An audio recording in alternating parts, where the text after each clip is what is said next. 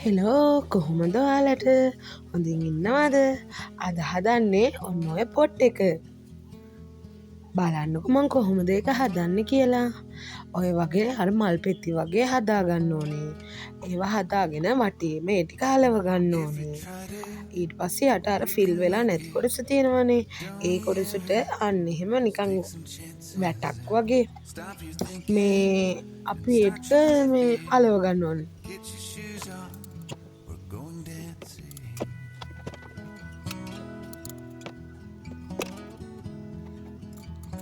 පහලට එනකම්ම ලස්සන්ට අලව ගන්න ඕනේ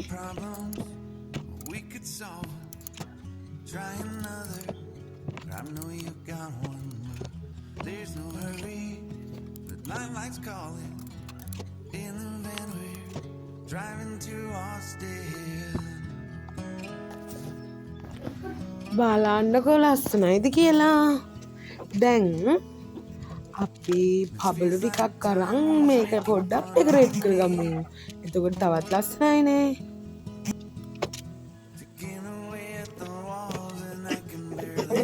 මේ වගේ පබලු ටික අල්ලගන්න තමයි තියෙන්නේ.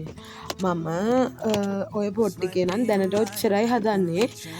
ඊට පස්සේ මල් ටික සවි කරනකොට පොඩ්ඩක් මල් වලට හරියන්න ඩෙකොරේට් කරගන්නවා. මම ඒකත් වීඩියෝ එකක් ඔයාලට දාන්නම්. ඔය බලන්නකො ලස්සනයිද එහෙනම් ආයෙත් දවසක එන්නම් බයි